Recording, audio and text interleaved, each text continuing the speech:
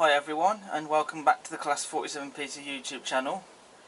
Now today I'm very excited about what I'm going to be taking a look at in this video, because I'm here to take a look at Hornby'S brand new retooled LNER P2.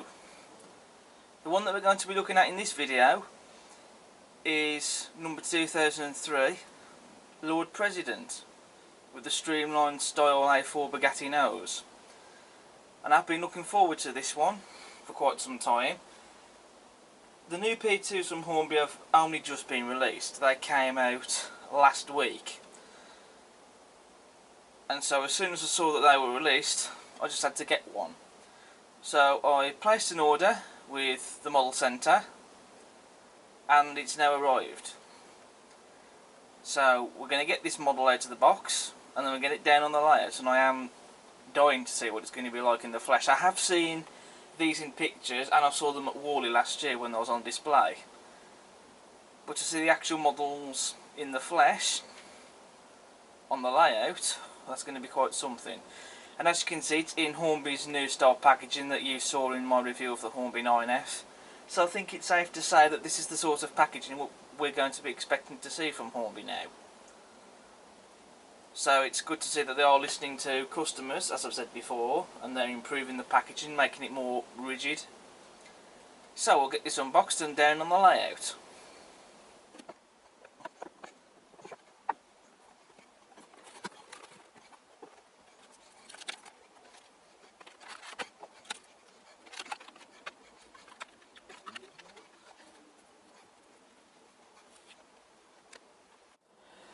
So here we have Lord President out of the box and down on the layout.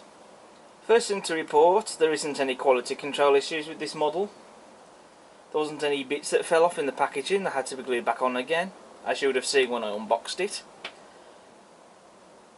There's no other bits missing otherwise, there's no other damage, there's no nasty scratches or marks or any imperfections with delivery or anything like that. It's in a superb high quality finish that we want these models to be in when we get them. Also, she runs absolutely beautifully and smoothly, I might add. It's like cutting a hot knife through butter. Now the mechanism on this model is just smooth. So again, also important that when you buy these models they work straight out of the box, because there's nothing worse than having to send a model back if it has a problem. And it also has a Flickering Firebox as well, which this seems to be a feature now that seems to be becoming the norm now for steam loco models. Some people might have divided opinion on it, some people like it, I guess some people might not, but I quite like this feature and it's nice to see innovation being put into these models. So now we're going to come on to the detail of this model. The first thing I do want to talk about, however, is the tender and loco connection. Now with Hornby, we're used to in the last several years seeing the plug connecting socket where you have this plug attached onto wires and it just plugs into a socket. I mean, there's nothing wrong with it as such, you know, it works okay. The only issue there is you have to be careful that when you are disconnecting the loco from the tender that you don't snap any wires off. But not in this case. The coupling that we've got here is very similar to what we've seen on models such as Batman's V2, the 158, the Royal Track models 143s and Rapido's Lion, to name a few there. So to disconnect it, you just pull them apart, like so. So this is the electrical connection for the loco on the tender, and I have to say it looks very different to what I would have expected it to have been. I would have expected it to have been like, for example, what we see on Lion or the V2, where you have all those pins that just fit into a plug. But in this case, no, as you can see, it's entirely different. But, you know, it still works at the end of the day, and it's nice to see that we have a simpler coupling for the loco and the tender, should you want to separate them, without having to worry about damaging wires. Now, I don't usually at this point talk about all the detail on the backhead in the interior of the cab, but I might as well with the loco and the tender disconnected. As you can see, all the detail there has been painted. You've got the regulator, you have the seats, the water glasses and the dials, etc. It's all painted. And just look at all the detail on it, especially on the dials. You know, it just looks fantastic, and it just adds to the more detail and realism of the model. And the footplate for this model is made out of metal, as you can see. It's an all metal construction. So now moving on to the rest of the detail on the model. We have sprung metal buffers on the model. That goes without saying, that's now a standard feature you see on models. You also have, as you can see on the front there, an M pocket, which is attached to the front pony truck, so if you wish to, let's say, double head this with another loco or something, that's there for you to do. You also have a pre-fitted vacuum pipe already fitted to the model, and you can also see on the front there where you fit the screw link coupling. You've also got the locomotive's running number crisply applied onto the front there of the Bugatti nose, and you also see we have separately fitted lamp irons. The cod's mouth door has been well modelled. It doesn't open, but doesn't really need to, and to be honest I wouldn't expect it to open. But you can see we have a separately fitted lamp iron on top of that, and you've also got the chime whistle there on the front. It's not a turned brass part, that's a piece of plastic that's been painted, but it still looks nice though. Hornby really has captured the overall look and shape of the LNER P2s superbly, because the market is crying out after all nowadays for accuracy and detail, and just like pretty much the majority of models you'll see today in the market, that's exactly what this model has. You know, all the detail that you would see on the LNER P2s, as you do in the photographs or any archive footage of them, it's there on the model. So they haven't left anything off. They've even captured the shape right of the Bugatti nose on this loco. And I have to say, I think the streamlined Bugatti nose front on this loco, you know, it really does make this loco look handsome, I think, in my opinion. You know, it really does look very beautiful in its own way. Very stealthy as well. It's a beast. As correct to this particular one, Lord President is fitted with a double chimney. They are also doing Town of Fife, which has the single chimney. So Hornby really has also gone to the detail of capturing all the variations and the differences with the locomotives. This model comes fitted with separately fitted metal handrails, which you can see here running down alongside the boiler and on the front of the Bugatti nose. And you can also see we have the steam piping as well, just under it. And that's been very well applied. You have the nameplates on the side of the Bugatti nose there. They are printed onto the sides there, but the printing that has been done on them still looks nice, you can't argue with that. You can see on the running board we have the lubricator boxes. You've also got the reversing lever, and that part is made of metal. And I know usually these days try to avoid talking about all the link motion, because it kind of goes without saying really. But the way it's all been done is just a work of art in its own right. Again, nothing looks out of place here. You have all the valve gear, coupling rods, or side rods, however you choose to call them, etc. You know, it really does all look stunning. On the firebox you can see the washout plugs, and we have a separately fitted metal handrail as well, just here. The cab windows all have glazing in them where it needs to be, as well as the side windscreens that you see on the cab sides. Moving to the cab roof, you can see we have the safety valves there. There is some rivet detail, and also we have opening and closing cab roof vents, as you can see.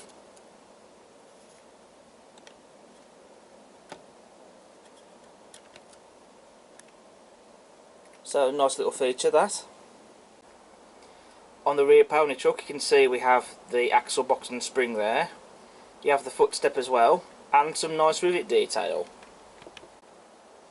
Now the rear pony wheels on this model are flangeless, pretty much like any model by Hornby that comes with rear pony wheels. And really this is so it can negotiate tight curves. They do come with flanged wheels so that you can fit them for use on gentler curves, although in the past Hornby had said that flanged wheels were to be fitted if it was for show. Doesn't say anything about that in the instruction manual though with this model. So has that been changed then in recent years, so that you can run the flanged wheels on layouts that have gentler curves? I'm not too sure, and I'm not going to try that myself, and I can't try it myself really. With the curves I have, these models stick with the flangeless wheels. But to be fair, when you're looking at it like this, as it is now, it's not really all that noticeable that they're not touching the rails. It is very subtle that you can tell that they're not quite on the rails, but like I said, it's very subtle, so it's not all that noticeable. So it's something that I feel that they can easily get away with. We also have separately fitted handrails on the cab sides as well. And on this part where you have this piece of valance there, which is covering the cylinders, you can see we have some rivet detail on that. You can also see this little hole where the lever would go into so that they could open the cod's mouth door on the front of the loco. Moving to the tender, first of all you can see we have the cab doors fitted to the tender in this case, but you also have doors fitted to the ends of the cab as well, as you can see. You can also see here we have a separately fitted handrail, and again a metal one. There's some very nice detail on the faceplate of the tender, nothing too fancy as it was the way with these locos. You have the handbrakes there, storage boxes for the crew to keep various odds and ends in, and various other bits of detail there on the front. So the detail there is really nice, and it has been well applied. There is some moulded detail there, but you also have some separately fitted bits of detail as well. They've even modelled the water scoop underneath the tender as well. Moving on to the tender frames, you have the footsteps there, axle boxes and springs, and in places there is some nice rivet detail. You also have the tender brake rigging as well, pre-fitted. We also have a coal load of course in the tender, and I believe it should be removable, like how it is in most models.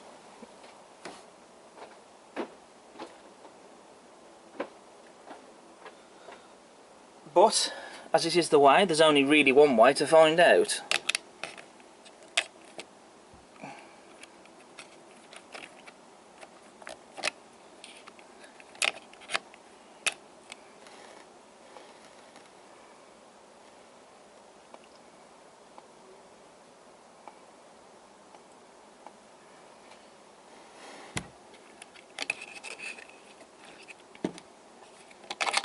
And as you can see, the coal load on this model is indeed removable. I'm not going to show you the detail on the inside of the tender because there isn't really any worthwhile showing you. But you can either take this coal load out and scatter it on top, well, scatter it inside, or scatter it on top of the load, I should say. It really is up to you how you do it. As you can see, on the water filler cap, that's some nice detail on that. Doesn't open, but wouldn't really expect it to. Don't think it needs to either, but it's there. And there's some nice rivet detail in there as well. Moving to the rear of the tender. So as you can see, we have separately fitted handrails, and they are made out of metal. We have a pre-fitted vacuum pipe. We have a slim tension lock coupling fitted to the tender, but that will be replaced with a magnetic one. Like on the loco, we have metal sprung buffers, and also we have separately fitted lamp irons and steps for the crew to climb up to get on top of the tender. If, for example, they need to get up to the water filler cap, or they need to get to the coal and do something up there, like for example leaving it out or whatever, like I have seen in some cases that happens, where they climb up to get to on top of the tender to help service the loco. Or for whatever reason they need to climb up there. Moving to the livery application now, and I have to say I really do love the LNER apple green livery. I've always loved this livery. You know, it's such a beautiful livery, especially with the green wheels. I think that really sets the livery off. And what really for me lifts this livery is the white and black lining, which you can see applied onto the wheels, around the Bugatti nose, the boiler bands, the firebox, cab sides and on the tender sides. It's just a beautiful livery overall, and it's been well applied as well. There's, again, as I've mentioned, no imperfections in the livery either, and they've got the livery correct. I mean, there was more than one shade of apple green that was used, but for this green I'd say they've got it pretty much correct for this particular type of it, and I think it just looks stunning.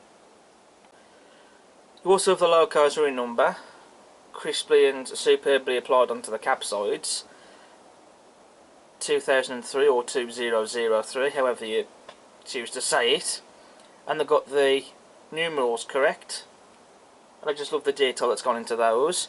And you can also see we have a printed builder's plate on the cab sides. Same story with the LNER text on the tender sides. Again, they've got the correct style of font here, and the detail that's just gone into those is just fantastic, and they've been applied so professionally, it's second to none the way they've done it. So moving to this side of the loco, and as you can see there are some detail differences as you would expect. For a start, you don't have the steam piping on this side of the loco running underneath the handrail, running down alongside the boiler and on the front of the Bugatti nose. You can see we have this lever here just underneath the running plate under the cab, and we have the speedometer cable. Apart from that, the rest of the detail is the same. I'd like to talk about some other features this model has. First of all, I'd like to talk about the motor. Now, I'm not going to take the model apart to show this, because chances are you've seen the mechanism that's fitted to this particular model already elsewhere. But this model is fitted with a 5-pole skew wound motor, and according to the box it has a die-cast chassis and running plate.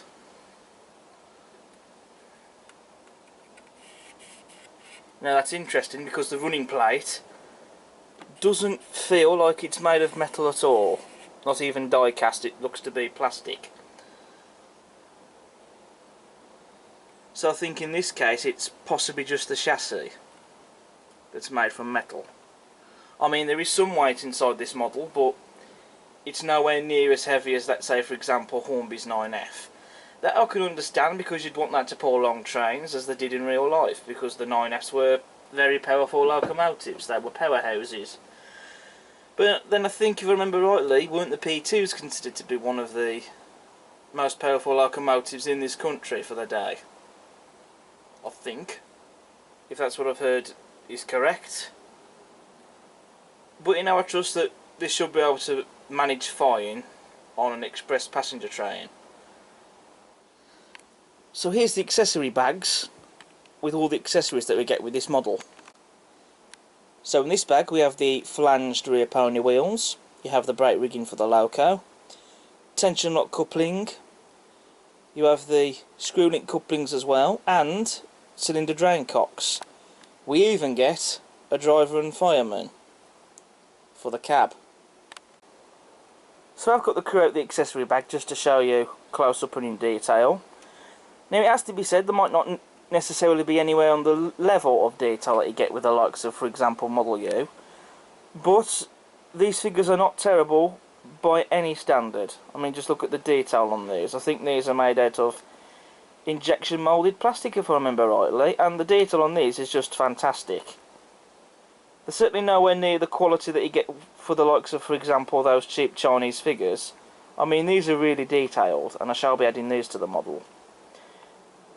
And they've been supplying crew with other models as well. There's the 9F, which you'll have seen in my review. I think they've supplied crew with the APT.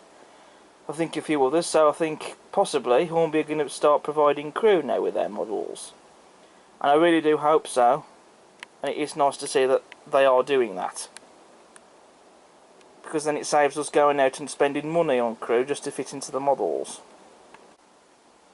You also get some nameplates supplied with the model, but they're not etched ones. They're just bits of plastic with the names printed onto them.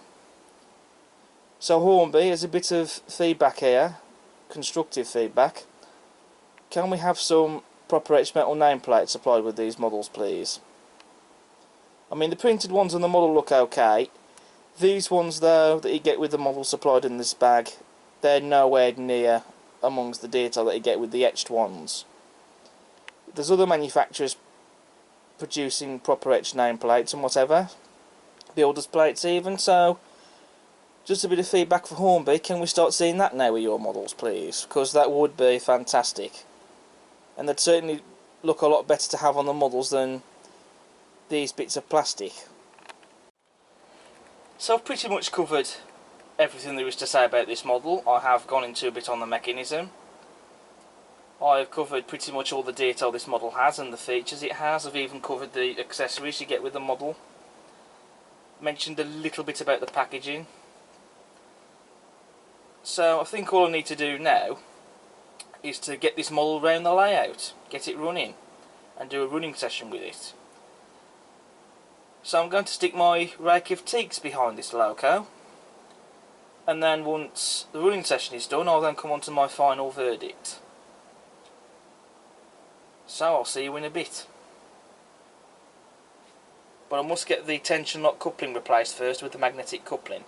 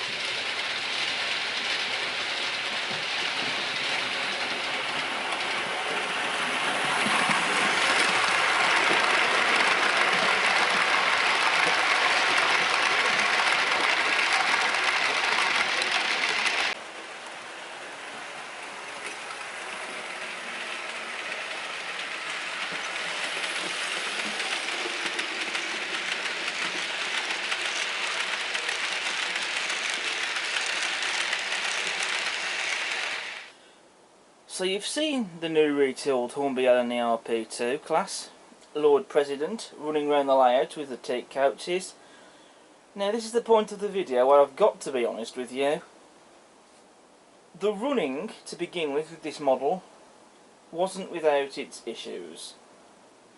You know, it did bring for me quite a lot of headaches and frustrations, to be honest with you. So what happened? Well, for the most part, running on most of the layout, it ran okay with no issues. As soon as it got down to that end of the layout, suddenly there was issues. What was happening was the front pony truck was riding up on the model, causing the front drive wheel, this one here, to come off the track. However, sometimes it didn't do that, but for the most part it was doing that. And I can't really understand why, because it's the same track I've used down that end of the layout. Everywhere on the layout, it's all the same track, if you like. I've not used anything different as such. It's all the same radius of curves down either end of the layout. The same straights have all been used. Same points, whatever. So I can't understand really why up this end of the layout there were problems. So was it to do with the track work, or was it the loco? Possibly it was a bit of both. And what we've had to do is, I mean, I got my dad to help me with this, and I have to say, I was tearing my hair out with it. I was this close to getting in touch with the retailer and sending this model back. I very nearly just about had enough. But no, we didn't. We persevered. We kept on finding out what the problem was. And I'm going to show you what we've done.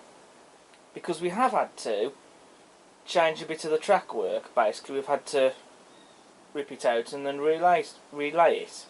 I can't say I'm very happy about it, but that's what we've had to do. So I'm going to show you what we've had to do.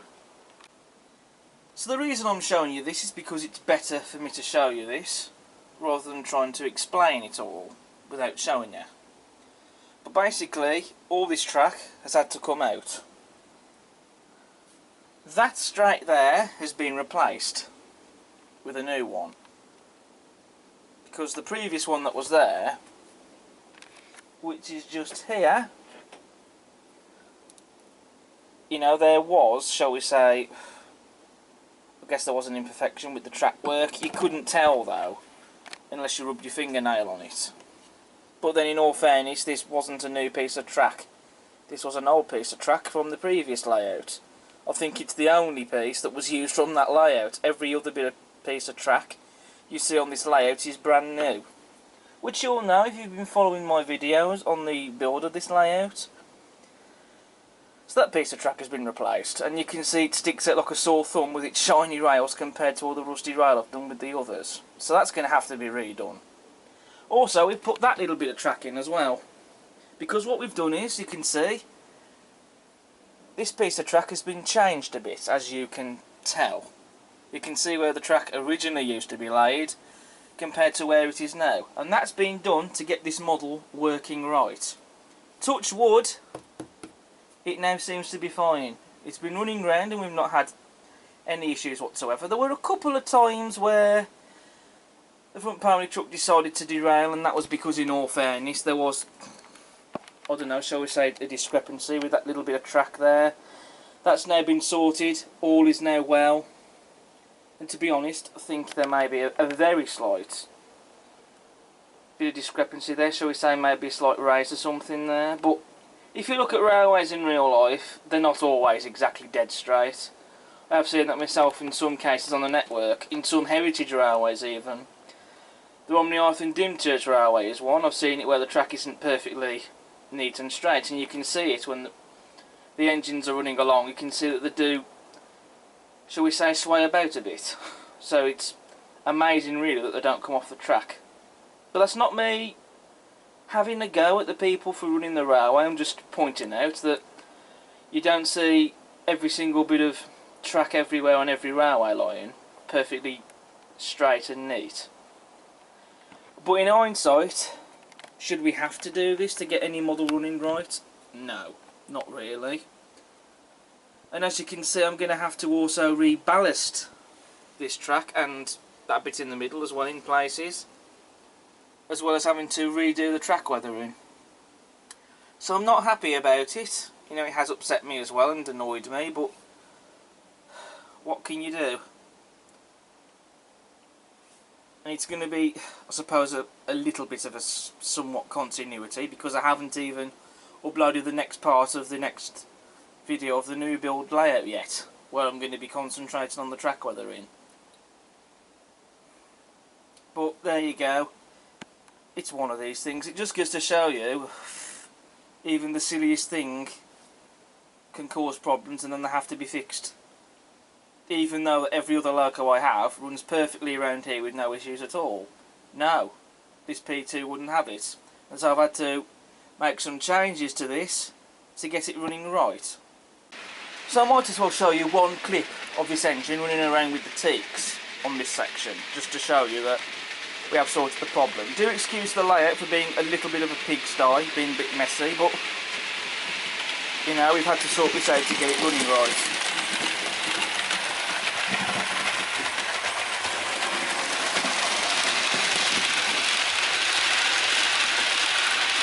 So that's now sorted, job done. Still annoying that we've had to do it, but we've now fixed that problem. And let's just hope it stays that way.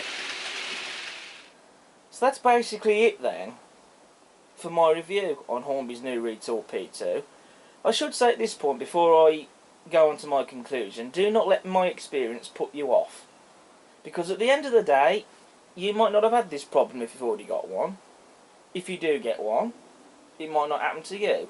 If it does, then I hope that this video might have given you some idea on how to cure it. It's not something that we should have to do at the end of the day, by all means no. And I am still upset and fuming that because I've spent so much time on ballasting this track and doing the track weathering that some of it's got to be redone. You know, I'm not a happy bunny about it, but that's just the way it's being, unfortunately. You know, so I am quite cross about that, but you know, does that mean that this is a terrible model? By all means, no. It's not like it's been put together abysmally, which it hasn't. You know, it's certainly not a poor quality model by any means. You know, because it is a fantastic bit of kit. The detail on it is superb. You know, there isn't anything wrong with this model as such in terms of its quality, in terms of the way it's been built and put together. The features on it, like for example the Flickering Firebox, they work. There's no issues with that either.